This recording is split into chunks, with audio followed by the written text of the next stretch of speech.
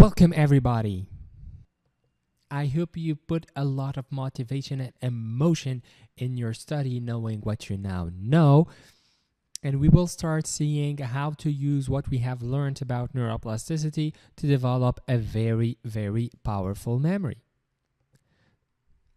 So, first thing you gotta know is you develop the neuroplasticity of your brain.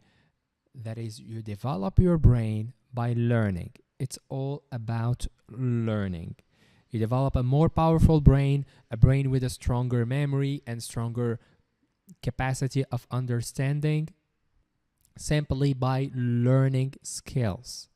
And it's by learning a musical instrument, by learning how to practice a new sport, by learning a new language. And really, learning languages is something extremely powerful. There is no such a thing as a language gene. That is, when you speak one language, you're good. But if you speak two languages, then learning a third language becomes easier because now your temporal lobe is more trained for languages. Then, if you learn a fourth language, it's going to become even easier to learn a fifth language and so on. Now, you may not have to go all the way to 5 languages. And also, if you learn, if you have many languages, then even if you have like a stroke or something and part of your brain dies, then you still, you have a language to save you up. That is, you may lose only one language. There was that pharmacist I knew, he had a stroke. And how did he find that he had a stroke? Well, he was from Morocco, so he was speaking Arabic and French. And all of a sudden, he notices that he cannot write in French. All of a sudden, he can only write in Arabic, and thus he had a stroke. So if you have more brain power, if you speak more languages, you are more likely to survive and have less sequels if you suffer from a stroke or something like that. And you are less likely to suffer from these ailments, and you are less likely to develop Alzheimer's.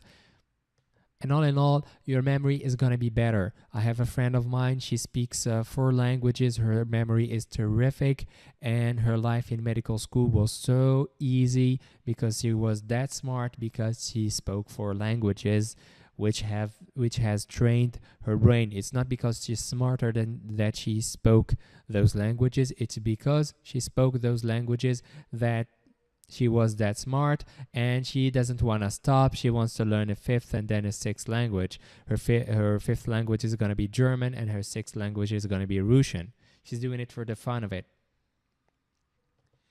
And she also is an artist. She does paint, and painting also stimulates a lot of your brain. So if you can do as many of these things as you can, you are going to have a terrific brain with a much stronger memory for whatever else you want to learn. And also stimulate your spatial brain, that is, visit new places, even if it's in your own city, even if it's in your own home, like rearrange your home.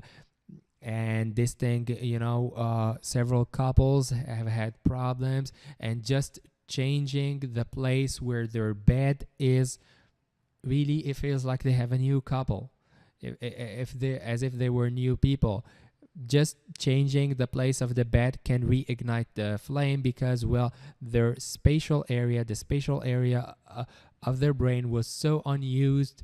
It was sad because they didn't use it. The occipital area was not used. They would just go to the same job at the same place, sit in the same office, in the same chair. Just changing the place of the chair could change stuff up.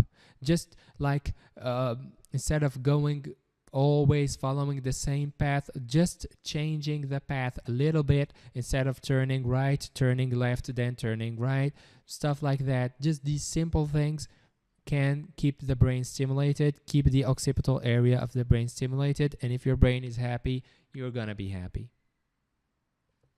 So bottom line is, always keep learning. Be a lifelong learner. if you want to be happy and if you want a stronger brain and a stronger memory. Second thing is there are 3 big principles to memory. 3 big principles, knowing what we now know about our brains.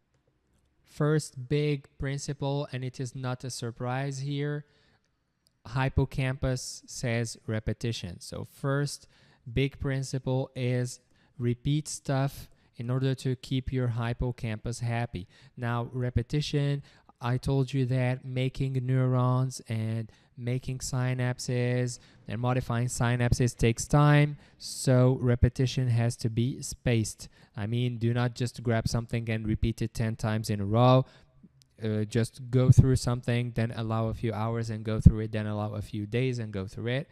So first big principle is repetition. Second big principle, well, the basal ganglia, the guys that turn your entire brain up, well, what do they want? They want emotion. So do not sleepwalk through life. Do not study asleep.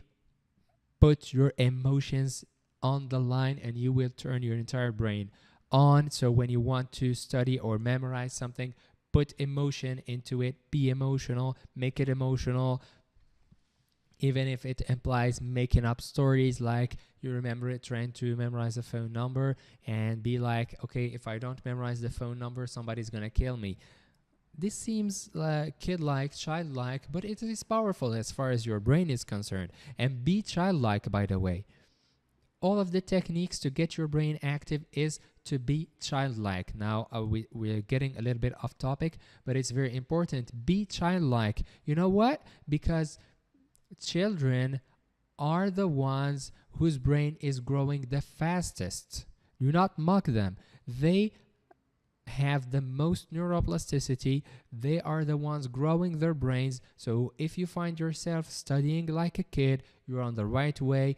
If you study something the way a kid does, you're gonna learn it at an amazing rate. So yeah, make crazy jokes, be emotional, put crazy stories on the line, like, if I memorize this course very rapidly, I'm gonna save the princess, whatever, you name it. Okay? Now, so the first principle was repetition. Second principle was emotion. Third principle, let me draw your brain here.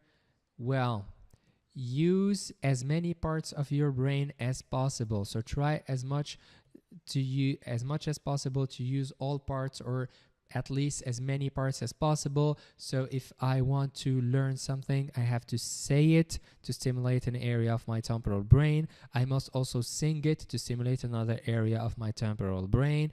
I must try and imagine it to stimulate an area of my visual brain. I must put colors to stimulate another area of my visual brain.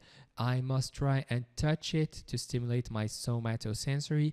I must try and do it and move around with it to stimulate my motor brain, or draw it or stuff like that. And I must try to solve problems with it to stimulate my prefrontal brain.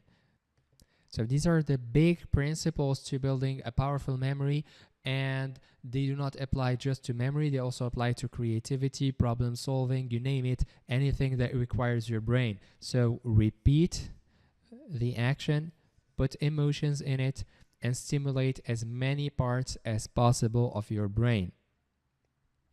All right. Up next, we will try and come up with exercises. Now, I told you there is an infinity of exercises to rewire your brain for a more powerful memory. There is an infinity. We will come up together with some examples, and the idea is not just in the examples. We will see the examples of exercises, and I highly recommend that you do them and that you be patient, because as we saw earlier, it takes time. But the point is, here is we will be looking at those exercises, coming up with them so that you can come up with your own exercises most suited for your brain, for your memory, and for what you intend to do with it, whether you want to study with it, or whether you want to advance your career, or whether you want to prevent age-related problems. You name it, your own objectives. I will teach you how to come up with your own exercises to make profit of your incredible neuroplasticity. So, see you in the next video.